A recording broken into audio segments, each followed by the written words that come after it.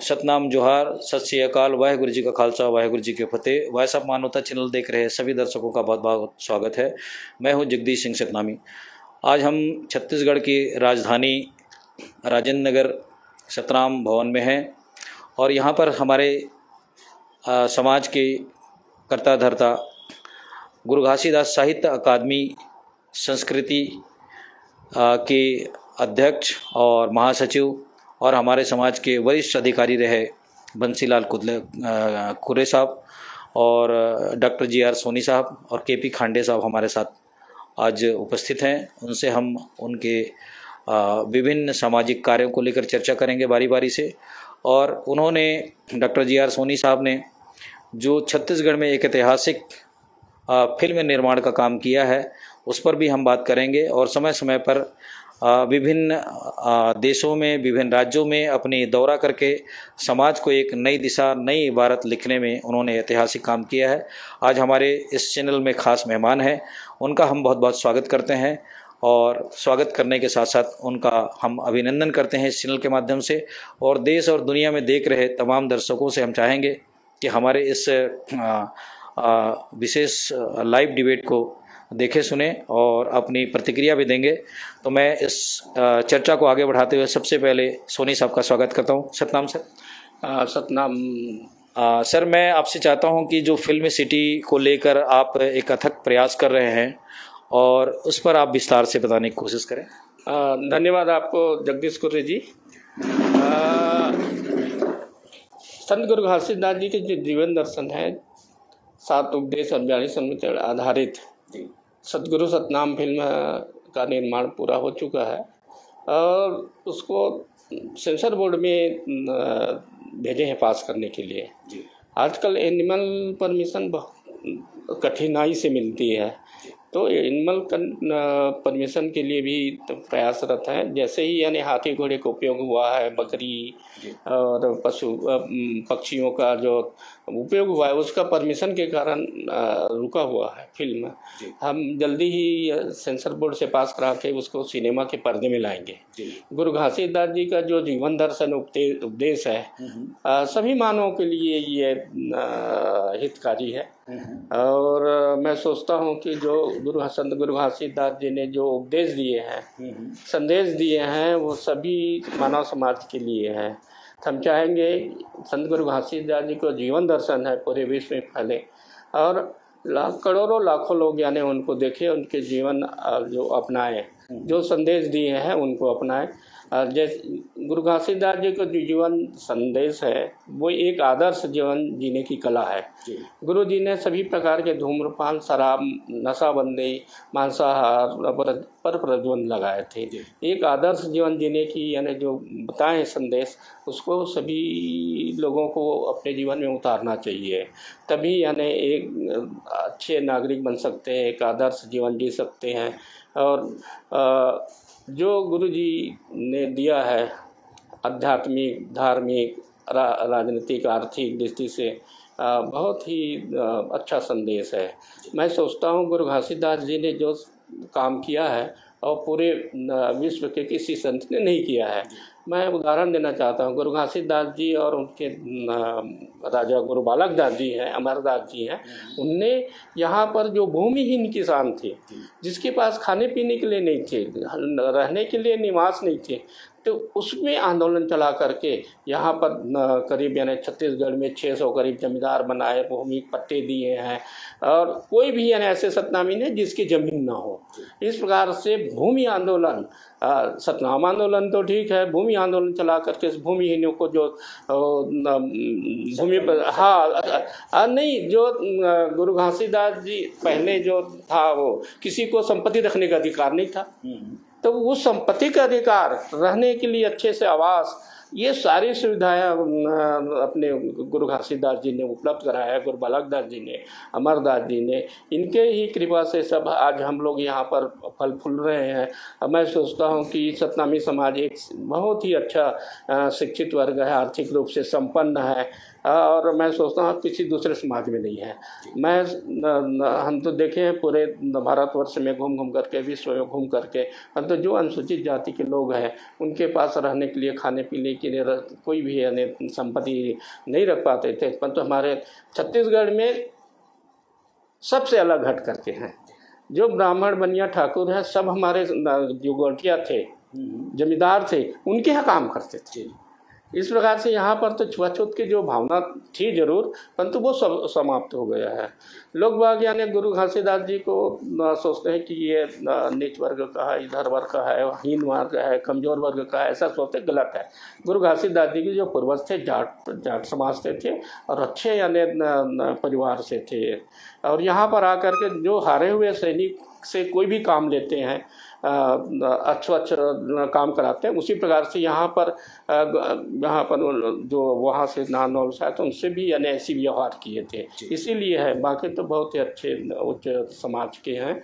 सोनी साहब, मैं आपको इस लेखन कार्य में साहित्य की स्थापना की, आपने गुरु घासीदास साहित्य की स्थापना की। इससे पहले आप समाज में कमिश्नर के पद में रहे, प्रशासनिक पदों में रहे, और समाज की दिशा को नई दिशा में ले जाने के लिए साहित्य का एक सृजन होता है, वो बहुत महत्वपूर्ण है। और आपने विभिन्न किताबों का लेखन किया है, लेखन कार्य में भी आपका बहुत बड़ा योगदान है, और इस योगदान के माध्यम से आपको विभिन्न राष्ट्रीय पुरस्कारों से भी नवाजा गया है। और इसकी प्रेरणा आपको बचपन से कैसे मिली, कब इसकी प्रेरणा मिली, इस पर थोड़ी प्रकाश डालें। धन्यवाद गुरु जी। बचपन से पढ़ने लिखने के शौक तो थी ही, और मस्तूरी यानी जो हम जहाँ निवास करते हैं वहाँ पर महंत भंडारी संत आते जाते थे। मिनी माता जी स्वयं आती थी, और जितने भी हमारे गुरुजन आए हैं वहाँ पर, तो हमारे गांव से ही शुरुआत होती थी। इसलिए हमको पढ़ने लिखने की जो मिली है, ज्ञान मिली, शिक्षा मिली है, सतनाम के प्रति जो आदर्श है उसको हम लोगों ने जिया है, तो पढ़ने लिखने का बचपन से है। और अभी तक मेरी 46 पुस्तकें प्रकाशित हो गई है, उपन्यास, कथा, कहानियाँ, निबंध, तो सभी विधाओं में है। गुरु घासीदास जी से संबंधित यानी 10 किताबें निकल चुकी हैं, और जो मैं सोचता हूँ मेरे सिवाय किसी का कहीं कोर्स में नहीं चलती है। गुरु घासीदास विद्यालय हो, केंद्रीय विश्वविद्यालय हो, पूरे विश्व में जो भी मेरे पास साहित्य थे उसको मैं प्रचार प्रसार करने का प्रयास किया हूँ। और अभी तक यानी जो भी साहित्यकार है, सतनामी साहित्यकार के कहीं भी कोर्स में पुस्तकें निकलते हैं। मेरी उपन्यास चंद्रकला है, बस्तर विश्वविद्यालय में पाठ्यक्रम, एमए के पाठ्यक्रम में छत्तीसगढ़ी में चल रही है। वैसे काछन उपन्यास है और 3-4 उपन्यास है, वो भी पाठ्यक्रम में आने वाली है। वैसे सोनी साहब, जैसा कि सतनामियों का इतिहास है वो 1672 से सतनामी विद्रोह के समय से जानी जाती है इतिहास के रूप से, क्योंकि पूर्व के इतिहास के संदर्भ में हमारे पास कोई इसका संग्रह नहीं है। लेकिन जो सिखों के पास हम लोगों ने इस बार कई बार डिबेट किया, कई चर्चाएं की, तो उनका कहना है कि जो पंजाब प्रांत में जो सतनामी थे, जो उच्च गुणों को धारण करने वाले सतनामी थे, और वहाँ से औरंगजेब के विद्रोह के बाद में पलायन करके छत्तीसगढ़ में आए। तो आप चूँकि एक साहित्यकार हैं, तो 1672 के संदर्भ में इसके पूर्व की कोई आपके पास ऐतिहासिक या जानकारी या संग्रह है तो आप हमारे दर्शकों को बता सकते हैं, क्योंकि जब 1672 में विद्रोह हुआ, उससे पहले गुरु तेग बहादुर की 1675 में हत्या हुई वहाँ पे। उसके बाद में, उस विद्रोह के बाद में, सतनामी विद्रोह के बाद में उनकी हत्या की गई, हिंदू धर्म की रक्षा के लिए ऐसा कहा जाता है।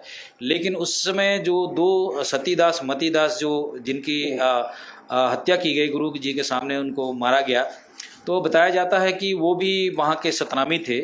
और सतनामियों का कई गुरुओं के साथ में उत्तर भारत के जो हमारे पंजाब प्रांत के जो हमारे धर्म गुरु है, 10 गुरु है, उनके साथ भी हमारा सतनामियों का अटूट संबंध रहा है। क्योंकि एक ओंकार सतनाम को वो भी अकाल मूर्ख को मानते हैं, हम लोग भी उसी सतनाम को मानते हैं। बस ये है कि थोड़ा शरीर का और वेशभूषा का फर्क है। लेकिन पुराने संत लोग, जो हमारे समाज के संत थे, वो भी दाढ़ी रखते थे, सिर में सफ़ेद कपड़ा बांधते थे। तो कहीं न कहीं हमारा जो शारीरिक बनावट है या हमारा मेल मिलाप है सिखों से मिलता जुलता है। इस पर कुछ कहना चाहेंगे? पहले जो हमारे पूर्वज पंजाब प्रांत से ही थे, तो पंजाब में गुरु नानक देव जी का जो अभियान चला था उसमें हमारे सतनामी समाज से थे। जो मतीदास सतीदास जी थे वो सतनामी थे, और गुरु तेग बहादुर जी के जो हत्या हुई थी, उनके बच्चों की हत्या हुई थी, तो ये आप लोगों ने बहुत अच्छा काम किया थे। और वहाँ जेल से भगाने में जो वाल्मीकि समाज के थे, वो भी अनुसूचित जाति के थे, उनका भी बहुत बड़ा हाथ है। गुरु रविदास जी को मानते हैं, उन लोगों का बहुत बड़ा हाथ है। इसलिए हमारे सतनाम को मानने वाले गुरु नानक देव जी के मानने अनुयायी हैं, उनको बहुत ही अच्छा आदर के साथ सम्मान करते हैं। उसी प्रकार से सतनामियों को भी यानी आदर और सम्मान के साथ में देखते हैं, क्योंकि एक ही यानी विचारधारा के हैं, सतनाम पंथ को मानने वाले हैं। हम लोग चूँकि परिस्थिति काल के कारण हम छत्तीसगढ़ आ गए हैं। यदि हम लोग वहाँ पर रहते थे, हम लोग भी यानी वही सतनाम को मानने वाले वो के चोटी तो हाँ तो सिख ही होते, सिख धर्म को मानने वाले होते, ऐसा हाँ इतिहास करता है। और 1672 से ईस्वी से सतनामी थे, और ये तो आदिकाल से ये चला आ रहा है कि सतनाम को मानने वाले सभी लोग मानते थे। तो इसलिए कह नहीं सकते कि सतनाम यानी अभी कोई अंतर है। जैसे गुरु गोविंद सिंह जी ने भी सतनामियों को गले से लगा के गुरु के बेटे रंगरेटे कहा था और भाई का दर्जा दिया था, और भाई का दर्जा होता है अपनों से बड़ा होता है। इसलिए सामाजिक एकता और सौहार्द के संदर्भ में जो गुरुओं ने हमें एक मार्ग बताया वो सतनाम एक ही है, चाहे वो जो भी जाति धर्म के लोग हों, लेकिन सतनाम के मानने वाले पूरे विश्व में, पूरे भारत में एक ही हो सकते हैं। बिल्कुल बिल्कुल, ये बात सही है। सतनाम के मानने वाले सब एक भाई है, बंधु हैं। और मैं तो भारत के सतनामी संतों को जीवन पुस्तक लिखा हूँ, उसमें सभी गुरु गोरखनाथ से लेकर के अभी तक जितने भी संत हुए उनके जीवन दर्शन में लिखा हूँ। उसमें गुरु नानक देव, कबीरदास जी है, रविदास जी है, गुरु घासीदास जी है, हमारे जितने छत्तीसगढ़ के संत हैं उसके जीवन दर्शन लिखे हैं। जैसे वहाँ उत्तर प्रदेश से बाराबंकी से संत जगजीवन दास है, और जितने भी संत हैं, रविदास जी का भी हमने लिखा है। राजस्थान से जो संत है सबलापंथी है, उनका हमने लिखा है। तो इस प्रकार से हमने बहुत सारे पूरे पुस्तक प्रकाशन हो चुका है, और हम सब जगह विचरण कर रहे हैं कि जितने भी सतनाम पंथ को मानने वाले हैं सब एक है, सब एक यानी। और हमारा प्रयास है कि यानी पूरे जितने भी सतनाम को मानने वाला सब एक हो जाए भारतवर्ष में। इसके अंदर में सतनाम का डंका बजेगा, और जो हम जिसको प्रधानमंत्री राष्ट्रपति बनाना चाहते हैं वो सब एक हो सकता है।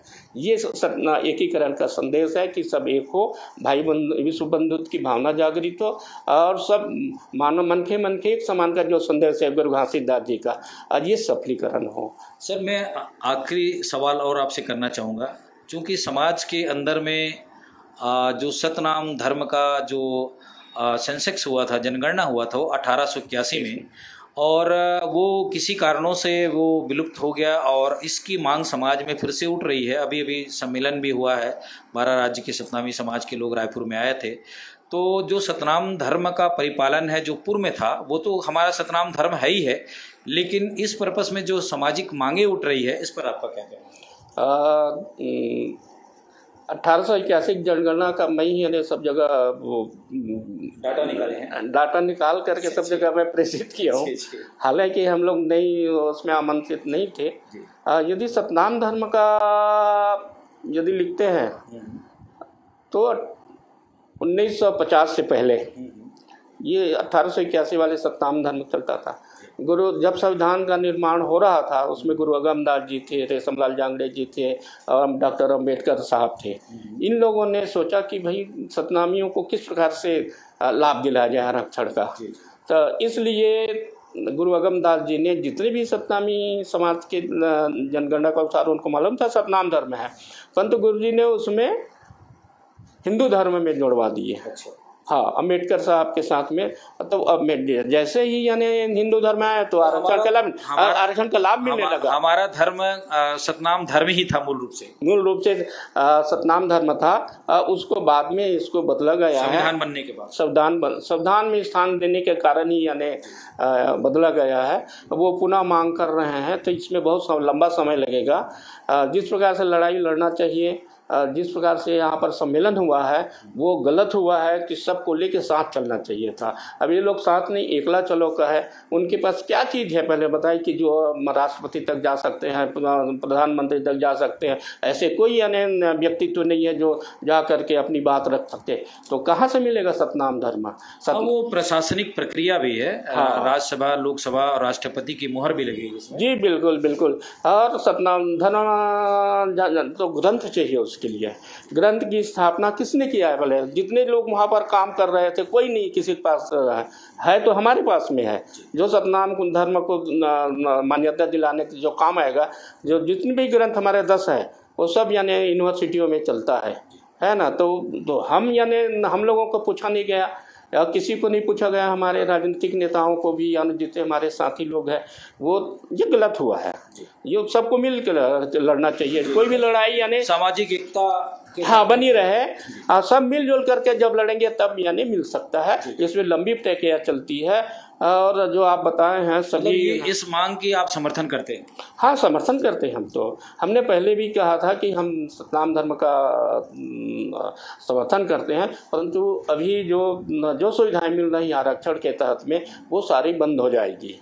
तो इसको भी ध्यान में रखते हुए हम लोगों को निर्णय लेना चाहिए, चलना चाहिए। सतनाम धर्म लिखा देने से एक अलग वर्ग बन जाएगा और उसको कोई फायदा नहीं मिलता। जो गवर्नमेंट से हमको मिल रहा है, विधानसभा, लोकसभा, सांसद सब खत्म हो जाएंगे। जितने भी हमारे मेडिकल कॉलेज, इंजीनियरिंग कॉलेज में जो बच्चे हैं वो उनको लाभ नहीं मिल पाएगा। तो इसमें जरूर ध्यान दें। समाज को चिंतन करने की जरूरत है और ध्यान दें, तभी सबको मिलजुल करके काम करें तभी हो सकता है। एक यानी 2-4 लोग मिल करके यानी सतनाम धर्म मिल जाएगा ऐसा करके सोच रहे हैं, वो गलत है।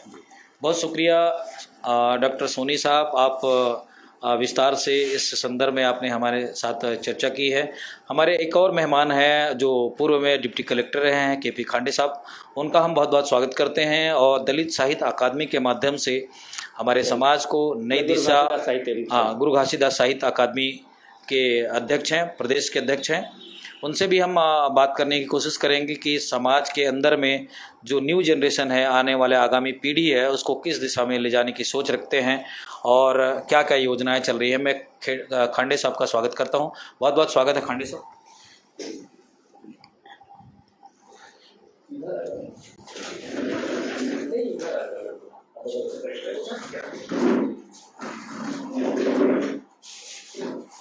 सतनाम भाई कुर्रे जी, देखिए, गुरु घासीदास साहित्य एवं संस्कृति अकादमी की स्थापना सन 2002 में हुई है। उसके पहले संस्था का रजिस्ट्रेशन जो होता था वो भोपाल से हुआ करता था। जब छत्तीसगढ़ राज्य बना तो हम लोगों ने सोचा, और हमारे फाउंडर माने अध्यक्ष थे स्वर्गीय नरसिंह मंडल जी, उनके साथ मिल करके हमने गुरु घासीदास साहित्य एवं संस्कृति अकादमी की स्थापना की 2000 में, और उसका रजिस्ट्रेशन हुआ 123/2002 में। तो उसके बाद से उसका उद्देश्य था कि हम माने समाज को एक नई दिशा दें, और समाज में कैसे एकता स्थापित हो।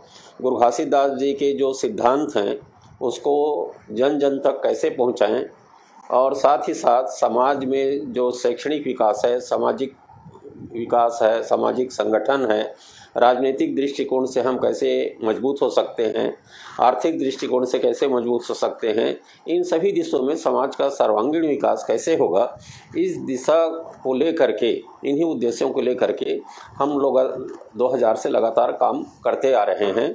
मंडल जी का स्वर्गवास 2012 में हुआ और 2012 के बाद से मैं लगातार गुरु घासीदास साहित्य एवं संस्कृति अकादमी का प्रदेश अध्यक्ष हूँ।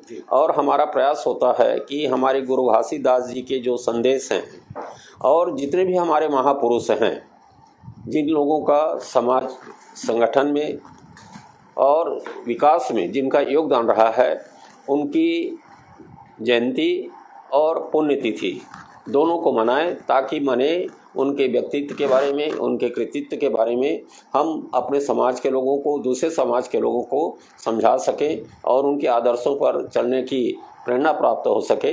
इसी दृष्टिकोण से हम लोग 11 अगस्त को स्वर्गीय मिनी माता जी का हम लोग पुण्यतिथि, जिसको हम लोग यहाँ पर स्मृति दिवस के रूप में 1972 से लगातार, जब से उनकी डेथ हुई थी तब से मनाते आ रहे हैं। और बहुत विशाल पैमाने पर यहाँ पर उनका जो स्मृति दिवस है मनाया जाता है।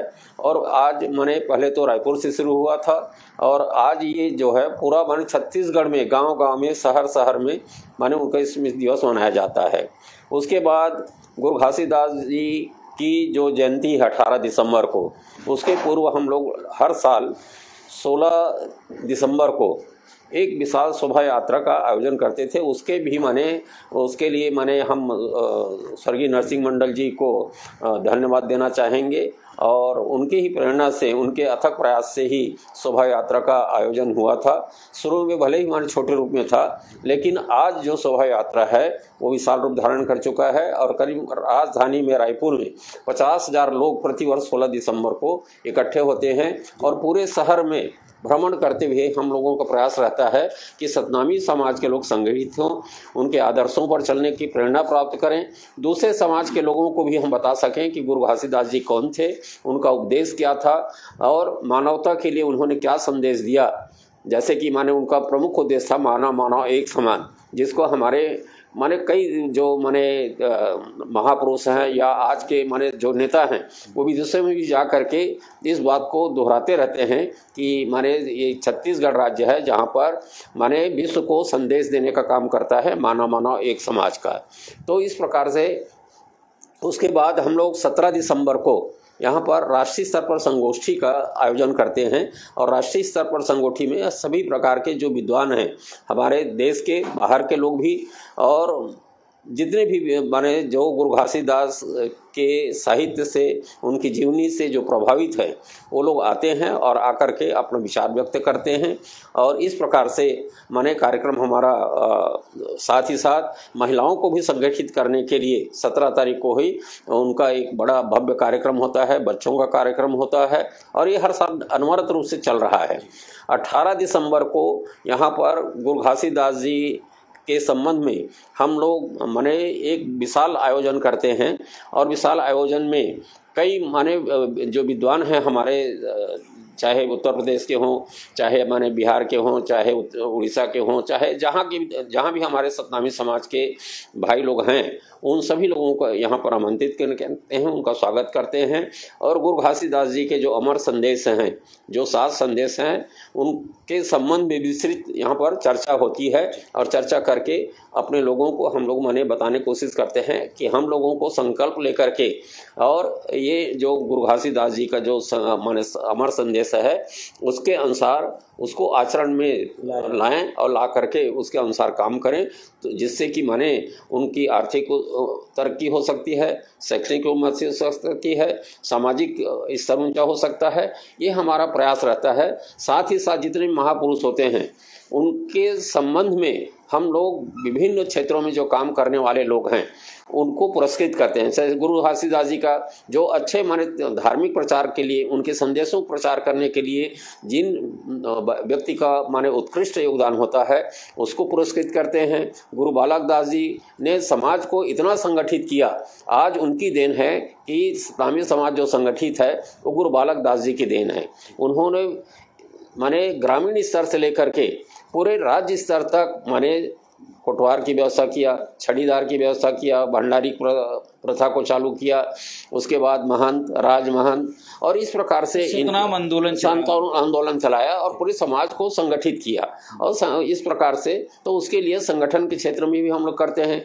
गुरु अमरदास जी चाहते थे कि हमारे समाज के लोग माने पढ़े लिखे ये करें, है उसकी दिशा में भी माने जो शिक्षा के क्षेत्र में अच्छे काम करते हैं उनके लिए भी माने हम लोग माने जो उस दिशा में काम करते हैं उनको पुरस्कृत करते हैं।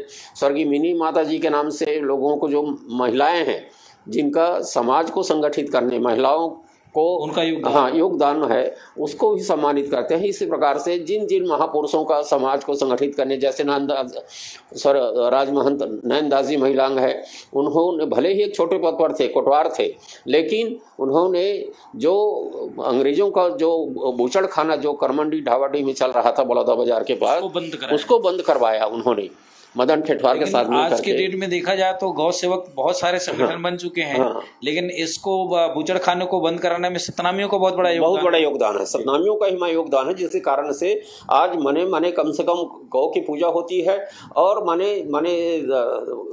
गौ के साथ साथ उसकी जो बूचड़ खाने में जो हत्या होती थी उसको आज भी बंद कराने का असली गौ सेवा की हत्या को बंद करने वाले सतनामी समाज के लोग हैं, लेकिन आज उसका श्रेय कोई कोई ले रहे हैं। बिल्कुल सही बात है। तो इस प्रकार से जितने महापुरुष हैं उनको हम लोग हर साल स्मरण करते हैं और उनके आदर्शों पर चलने के लिए हम लोग माने प्रेरित करते रहते हैं। खाटे साहब जी, मैं आपसे एक और सवाल करना चाहूँगा। जिस ढंग से छत्तीसगढ़ में हमारी जो सतनामी समाज की जो आबादी है वो लाखों में है, 50 लाख से ऊपर कही जाती है, क्योंकि एथेंटिक आंकड़ा तो हमारे पास नहीं है, लेकिन जो अभी पिछली वर्ती सरकारों ने जो आरक्षण जो हमारा 16% था उसको घटा करके 12% कर दिया गया था। इसको लेकर आप लोगों ने गुरु घासीदास साहित्य अकादमी संस्कृति के द्वारा इसको पिटीशन दायर भी किया गया था हाई कोर्ट में, और उसको वापस भी शायद किया गया है, अभी कोर्ट के द्वारा निर्णय लिया गया। इस पर क्या कहना चाहिए? देखिए, ये आरक्षण का मुद्दा 2011 में शुरू हुआ जी। 2011 में आदिवासी भाइयों के सामने एक सेंट्रल गवर्नमेंट का मेमोरेंडम हाथ में लगा। वो था 5 जुलाई 2005 का। उसमें उन्होंने आंकड़ा पेश किया था कि 2001 में जो जनगणना हुई है उसके अनुसार जितने भी 29 स्टेट हैं भारत में, वहाँ पर SC ST की आबादी कितनी है और उसके अनुपात में माने उनको आरक्षण मिलना चाहिए। तो उसको माने मान करके आदिवासी भाइयों ने एक माने संगठन बनाया और संगठन बना करके सरकार पर दबाव बनाने का प्रयास किया कि हमको, चूंकि यहाँ पर हमारी जनसंख्या 32% हो गई है, इसलिए हमको 32% का आरक्षण दिया जाए। सेंट्रल गवर्नमेंट का जो परिपत्र जारी हुआ था 2005 में, उसमें स्पष्ट उल्लेख है कि आरक्षण जो है वो माने 50% से ज़्यादा नहीं होना चाहिए। उसमें उन्होंने माने कहा कि चूंकि माने छत्तीसगढ़ में SC की आबादी 12% है, ST की आबादी 32% है, तो इस कारण से उनको लाभ मिलना चाहिए और 50% के अंदर में जो बचत आता है वो OBC के शेयर में जाना चाहिए। तो उसके हिसाब से माने OBC को माने सिर्फ 6% पाने का अधिकार था। लेकिन चूंकि उस समय की जो सरकार थी, 2012 में जो सरकार थी, वो समझती थी कि SC के लोग हमारे वोटर नहीं हैं, हमको मतदान नहीं करते। ST के लोग चूंकि माने उनके 27 MLA थे, इस कारण से उनके दबाव में सरकार थी, उनकी बात को मानना उनके लिए माने मजबूरी थी। और OBC भी माने जानते थे कि OBC लोग भी सशक्त लोग हैं, इनकी जनसंख्या यहाँ पर 50 से 52% है, इनको भी हम नाराज नहीं कर सकते। तो कमज़ोर माने उन्होंने देखा कि ये SC के समाज के लोग हैं, और चूंकि एक बहाना भी है कि सेंट्रल गवर्नमेंट का परिपत्र कि 12% देने का, तो उसको आधार मान करके यहाँ पर उन्होंने 12% माने और 32% और 14% के हिसाब से आरक्षण 1994 के उसमें उन्होंने संशोधन किया। उस संशोधन से हम लोगों ने एक निष्कर्ष निकाला कि भाई यदि माने परिपत्र के अनुसार छत्तीसगढ़ सरकार को आरक्षण का संशोधन करना चाहिए था, तो सिर्फ 6% OBC को मिलना चाहिए था। सिर्फ हमारा क्यों किया गया?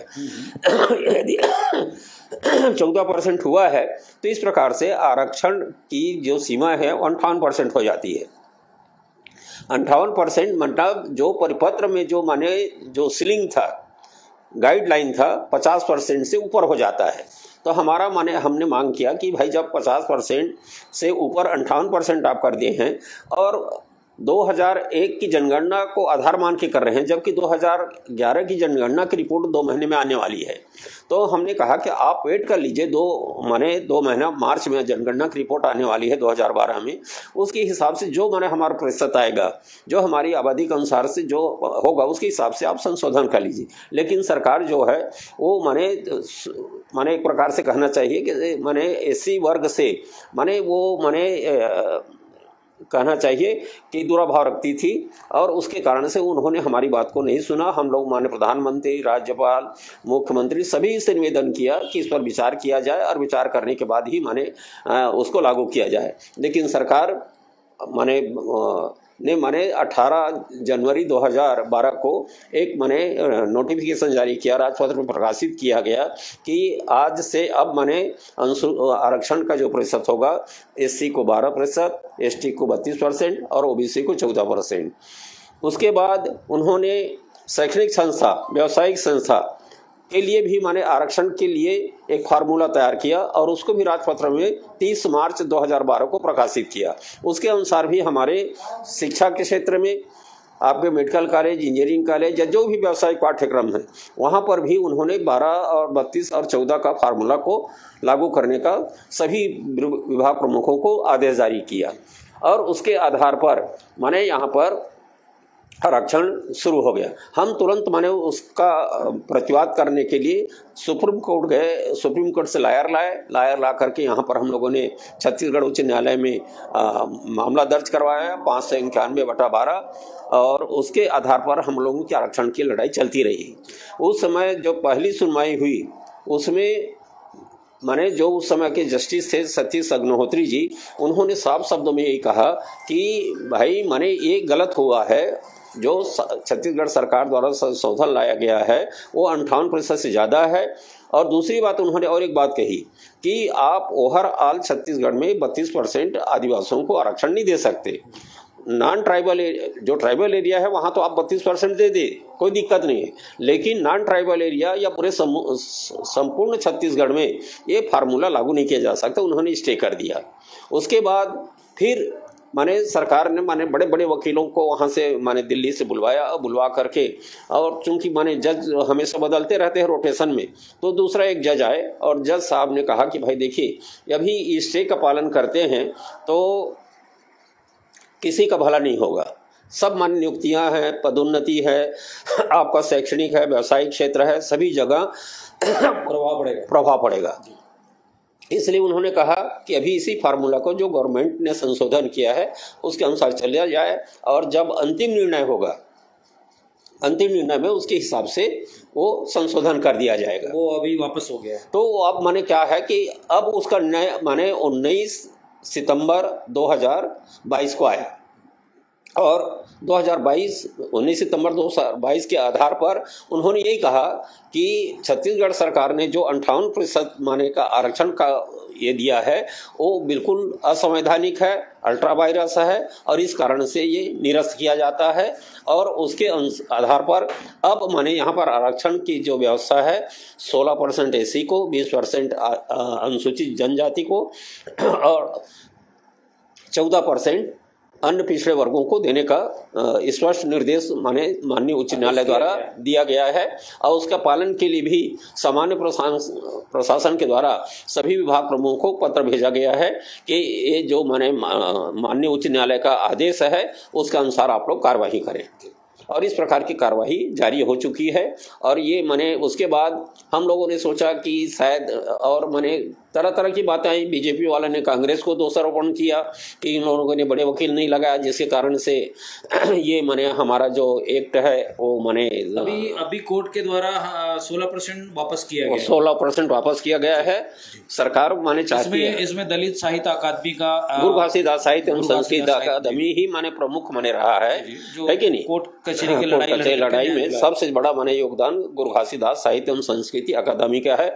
बाकी पिटीशन तो हम लोगों ने ही लगवाया है, और भी जितने भी बाकी 19 पिटीशन और भी लगे हैं वो माने हमारे एक प्रकार से माने सपोर्टिंग माने पिटीशन है। जी खांडे साहब, आपसे मैं अंतिम सवाल के रूप में और करना चाहूँगा, चूंकि अब रिजर्वेशन हमारा 16% वापस आ चुका है, लेकिन छत्तीसगढ़ में जिस ढंग से आबादी के आधार में एक प्रतिनिधित्व की भी बात कही जाती है आरक्षण को, उसको लेकर के जो आज हमारे छत्तीसगढ़ में लाखों युवा पढ़े लिखे बेरोजगार हैं, और दलित साहित्य अकादमी इस दिशा में क्या प्रयास कर रही है? हम माने सभी माने शासन प्रशासन और मुख्यमंत्री और जितने भी माने संबंधित मंत्रीगण हैं उनको आवेदन दे चुके हैं और उनसे निवेदन कर चुके हैं कि भी बेचे हुए बैकलॉग है, बैकलॉग को 4% बैकलॉग को हमारा 12 से लेकर के अब तक पूरा बैकलॉग के हिसाब से 4% के हिसाब से भरा जाए। और ये माननीय उच्च न्यायालय का पहले से भी आदेश था और आज भी वही आदेश है, तो इसका पालन किया जाए। उसके परिपालन में हमारे लाखों बेरोजगार लड़कियों को लाभ मिलेगा है कि नहीं। और उसके हिसाब से माने क्या है, अभी से माने कल ही मैं यहाँ आपका मेडिकल कॉलेज के डीएमई साहब से मिले थे रात को हम, और उनने अपना एक फार्मूला बनाया है, वही 16, 20 और 14 के हिसाब से, उसके हिसाब से वो अभी मेडिकल कॉलेज में जो प्रवेश होगा उसके हिसाब से कार्रवाई करना शुरू कर दें। सभी विभागों में उसका लाभ मिल रहा है। जी बहुत शुक्रिया केपी खंडे साहब, आप हमारे साथ जुड़ने के लिए और विस्तार से सामाजिक क्षेत्र में जो उल्लेखनीय कार्य किए जा रहे हैं उसके बारे में। हमारे बीच में सतनामी समाज के राजमहल पूर्व एडिशनल एसपी रहे बंसीलाल कुर्रे साहब का हम बहुत बहुत स्वागत करते हैं। और आज के इस कार्यक्रम में चूंकि वो अपने जीवन पर्यंत नौकरी पेशा में रहते हुए भी समाज के युवाओं को नई दिशा में, नई शिक्षा के क्षेत्र में लगातार प्रयास करते रहे हैं, हम उनसे भी उनका स्वागत करते हैं व्हाट्सएप मानवता चैनल अमेरिका से। और उनसे भी हम जानना चाहेंगे कि आज की नवयुवा पीढ़ी को किस दिशा में, रोटी रोजगार की दिशा में, नौकरी पेशा के संदर्भ में क्या कुछ योगदान किया जा सकता है, कैसे उनको आत्मनिर्भर बनाया जा सकता है। इस संदर्भ में मैं बंसीलाल कुर्रे पुलिस अधीक्षक से मैं आग्रह करूंगा कि वो भी अपनी आज की इस परिचर्चा पर अपनी विचार रखें।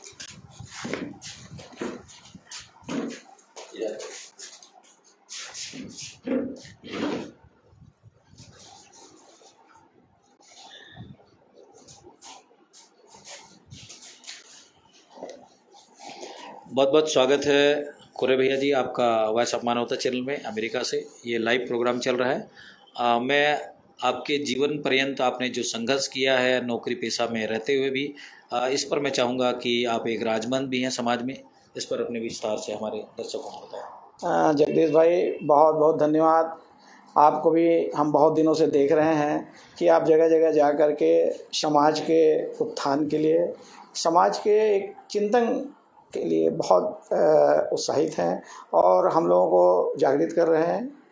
तो मैं ऐसा ही सामान्य परिवार से रहा हूँ, एक गांव पाटन का रहने वाला हूँ, जहाँ से मैंने विषम परिस्थितियों में भी या मेरे समाज के लोगों ने मुझे सहयोग उनके बहुत मिला, मेरे को उनके माध्यम से आज मैं एडिशनल एसपी तक पहुँच कर हूँ।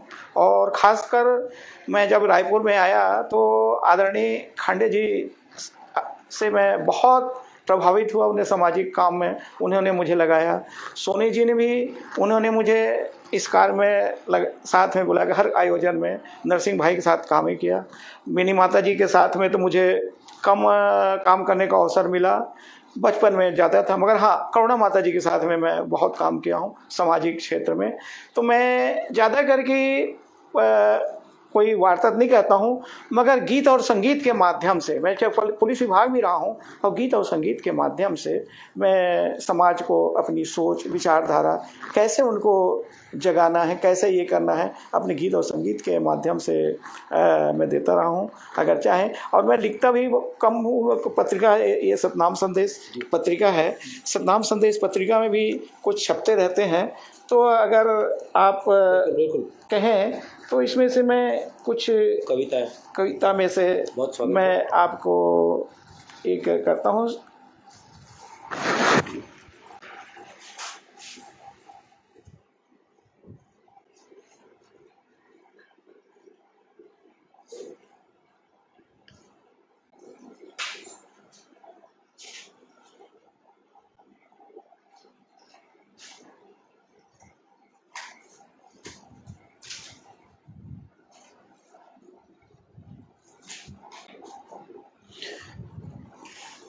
ये थे हमारे बीच में छत्तीसगढ़ के पुरोधा कहे जाने वाले डॉक्टर JR सोनी साहब, KP खांडे साहब और पूर्व पुलिस अधीक्षक रहे बंसीलाल खुर्रे जी, जिन्होंने अपनी कविता जो किताबों में छपी है उसको सर्च कर रहे हैं और वो हमारे सामने आज कुछ कविता प्रस्तुत करने की कोशिश करेंगे। तो मैं चाहता हूं कि उनकी कविता आज के इस प्रोग्राम में सुनाई जाए ताकि हमारे देखने वालों को, सुनने वालों को उनकी लेखनी और उनकी इस कविता के संदर्भ में जानकारी हो सके। जी।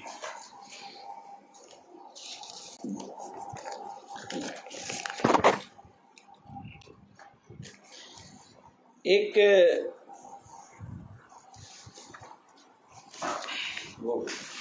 कैमरा से ये गीत है भाई हिमधर जी के गीत है। मैं हमेशा समाज को जगाने के लिए या समाज के प्रति क्या मेरी आवाज़ है उस आवाज़ को पहुंचाता हूं। देखिए इसमें कितनी अच्छी भावनात्मक उनकी भावना है। ये मैं संगी मैं सतनामी हूँ। अभी आपने सतनामियों के इतिहास, सतनामियों के बारे में पूछा तो सतनामी की ही ये मैं आपको पढ़ रहा हूँ। छत्तीसगढ़ दाई के कोरा जन्म पायो बड़ भागियों, सत के जपैया सत के मनैया संगी मैं सतनामियों, संगी मैं सतनामियों। मोर धर्म करम सतनामियों, सतनामियों सतनामियों। सत मोर आँखी सत मोर कान, सतहर मोर जुबान है। सत बर जीना सत बर मरना, सतहर मोर ईमान है। छाता पहाड़ के औरा धौरा, औ चरण कुंड के पानियों। जैत खाम के सादा झंडा, जोत कलश के बातियों। गुरु बाबा के अमृत बाणी, पुरखा ददा के थातियों। संगी मैं सतनामियों, संगी मैं सतनामियों। अपन दाई के सुघर बेटा, ददा के चौकस छातियों। अंधवा के मैं आँखी संगी, लुलवा के मैं लाठियों। लबरा है मोर बैरी संगी, चोटा बर मैं गारियों। संगी मैं सतनामियों, संगी मैं संग सतनामियों। ये दुखिया के आँखी के आंसू, सुखुया के मैं हासियों। पापी के मैं सजा देवैया, ओकर घर के फांसियों। भटके मन के राह दिखैया, बहिनी मनवर राखियों। सतनामी जे कर टीका लगाते, ओ भुइया के माटियों। सतनामियों सतनामी, मोर धर्म करम सतनामियों, सतनामियों सतनामियों। बहुत बहुत शुक्रिया। मैं कुर्रे भैया से चाहूँगा कि वो अपने इस जीवन यात्रा के संदर्भ में आज के नवी पीढ़ी को कुछ संदेश देना चाहेंगे आखिरी में। नवयुवकों को हम यही संदेश देना चाहते हैं कि हम सदैव से, अब जैसे कि पुलिस विभाग में हम रहे हैं, सदैव हम विभाग के रहते हुए भी समाज के लिए, देश काल परिस्थिति सबके लिए अपने ने, मेरा छत्तीसगढ़ में मैं मालिक हर जगह मैं काम किया हूँ। मैं अपने मुंह से अपनी तारीफ करना उचित नहीं समझता, मगर आज सर दोनों बैठे हैं, आप लोग जानते हैं और छत्तीसगढ़ के हर लोग मेरे बारे में जानते हैं। ज़्यादा मैं अपनी बारे में ये नहीं करूँगा। आपने मुझे इस चैनल के माध्यम से आप मुझे प्रसारित कर रहे हैं। मैं कैसे क्या हूँ ये मेरे लोग बाग मेरी आकलन करेंगे। और मैं नवयुवकों को कहूँगा, अधिकारियों से भी और कहूँगा कि अपने समाज के लिए हमेशा अपना अच्छा काम करें। जैसा कि अभी वर्तमान में एक बात आपको और कहूँगा कि अभी भिलाई में एक वरिष्ठ नागरिक मित्र मंडल बने हैं, जिसमें हर राजनीतिक हो, चाहे प्रशासनिक अधिकारी हो, चाहे हर अधिकारी हो, अभी कम से कम 100 के आंकड़े में पहुंच रहे हैं। हमेशा एक 3 तारीख को वहाँ मीटिंग होती है और उन्होंने समाज के लिए बहुत अच्छा काम कर रहे हैं। मेधावी बच्चों को पढ़ा लिखा रहे हैं, अच्छा कर रहे हैं। यहाँ भी हमारे आदरणीय लोग भी बैठ करके वही काम को कर रहे हैं। तो मैं अधिकारियों से भी ये कहूँगा कि रिटायरमेंट के बाद में तो समय जैसा भी कम मिलता है, जैसा कि आज हमारा 70 साल की उम्र हो गया, अगर काश हम पहले और जुड़ा होना रहता, हम और अच्छे काम किए होते, कुछ फंड इकट्ठा करके कुछ मेधावी बच्चों के लिए करते। जैसा कि अभी आप मेरे समाज के 2 वरिष्ठ लोग 1-1 लाख रुपए का घोषणा किए हैं, 2 लोग हैं। तो कहें कि जो भी सतनामी समाज से जो भी कोई IAS IPS डायरेक्ट बनेगा, IFS बनेगा, उसको 1-1 लाख हम इनाम देंगे। मगर अभी तक दुर्भाग्य है कि हमको इतने दिन आरक्षण बन गया है, तो पर भी हमको उन्होंने नहीं बन पाया है। और समाज में एक बात और मैं कहना चाहूँगा कि हम लोग तो आरक्षण की जिस प्रकार से बैसाखी पे चल करके हम इस मंजिल को प्राप्त किए हैं, भले हम जैसा भी हो गए, मगर आज हमारे नवयुवक बच्चों को घर में संस्कार देना, बच्चों को ये देना बहुत ज़रूरी है। क्योंकि एक विघटन आ रहा है समाज में, सब लोग भी जानते हैं कि बहुत ज़्यादा विघटन आ रहा है कि हम लोग इस उम्र में अच्छे से हम लोग रहते, मगर बच्चों के कारण जो भी हो, शादी पर भी हम जिस प्रकार से एक प्रकार से हम एक दूसरे की ईगो कहो या जो भी कहो, दोनों भी हो, एक नहीं कहूँगा कि एक ही पक्ष हो। तो इनमें मैं संदेश में देना चाहता हूँ, इसमें समाज सोचे, घासीदास बाबा जी के विचारों पर चले। जिस समय हम लोग बिना ताम दहे जिस प्रकार से रहे, जिस प्रकार से हम लोग चलते रहे, तो ये बहुत अभी एक कठिन समस्या जगदीश भाई ये है। इसलिए मैं आपको यही कहूँगा कि जहाँ भी जाएं तो इसमें कम से कम संस्कार हमारे समाज में आना जरूरी है, यही कहूँगा। बहुत बहुत शुक्रिया। ये थे पूर्व पुलिस अतिरिक्त पुलिस अधीक्षक बंसीलाल साहब। मैं उनका बहुत बहुत शुक्रिया करता हूँ कि उन्होंने विस्तार से अपने जीवन के बारे में और समाज को संदेश दिया है। मैं KP खांडे साहब का भी बहुत बहुत धन्यवाद करता हूँ। हमारे बीच में साहित्य अकादमी संस्कृति के मान्यवर समाज के पुरोधा डॉक्टर JR सोनी साहब का भी मैं धन्यवाद करता हूँ। लास्ट में चाहूँगा कि आज के इस कार्यक्रम के माध्यम से हमारे देखने सुनने वालों को संदेश के रूप में, हमारे युवाओं को, हमारे सतनाम के मानने वालों को क्या संदेश देना चाहेंगे? धन्यवाद जगदीश भाई, आप बहुत अच्छा काम कर रहे हैं। हम चाहेंगे कि जिस प्रकार से मीडिया में आप आगे आए हैं, वैसे हमारे युवा वर्ग है, मीडिया में भी आए, प्रिंट मीडिया में आए, इलेक्ट्रॉनिक मीडिया में आए, और जो समाज के बेरोजगार है वो उद्योग धंधा की ओर भी प्रवृत्त करें। क्योंकि सरकारी नौकरी अब रह नहीं गया है, सभी निजीकरण हो रहा है सरकार की ओर से। तो हम लोगों को उद्योग धंधों, खेती किसानी तो ठीक करते हैं, कृषि आधारित है हमारा आय का स्रोत, परंतु हम चाहेंगे कि छोटे छोटे उद्योग धंधों में भी हम काम करें, प्रवृत्त करें, आगे बढ़े। यही हमारा संदेश है, तभी हमारा समाज आगे बढ़ सकता है। जी, लास्ट सवाल मैं आपसे एक और करना चाहूँगा, क्योंकि समाज हर दिशा में आज अग्रणी है, लेकिन समाज का अपना कोई मेन स्ट्रीम का मीडिया नहीं है। इस बाबत जो आज हम छत्तीसगढ़ में हमारे जो समाज का एक मीडिया होना चाहिए, इस पर आपका क्या सोच है? बहुत ज़रूरी है। इलेक्ट्रॉनिक मीडिया ही पूरा विश्व भर में अपनी बात को, गुरु जी के संदेश को पहुंचाने के लिए बहुत ज़रूरी है। हम चाहेंगे कि यहाँ पर आकर के आप जो इलेक्ट्रॉनिक मीडिया में काम करें, हमारे साथियों को सुझाव दें, जो बेरोजगार युवक है उनको भी आप अपने साथ रखें, ट्रेनिंग दें, जिससे अच्छे से अच्छा काम हो सके। हमारे प्रिंट मीडिया में काम होता है यहाँ पर अच्छा, और इलेक्ट्रॉनिक मीडिया में भी जोड़ के रखे हुए हैं, तो आपके आने से और बहुत बढ़िया हो जाएगा। हम चाहेंगे कि आप यानी रायपुर शहर राजधानी को अपना स्थान बनाएं, और जिससे हमारे जो बेरोजगार युवा वर्ग है उनको लाभ मिल सके। यही हमारा मुख्य संदेश है। आपको बहुत बहुत धन्यवाद। जी, बहुत बहुत शुक्रिया सोनी साहब, धन्यवाद। ये थे वॉइस ऑफ मानवता चैनल अमेरिका से डायरेक्ट हमारा ये रिले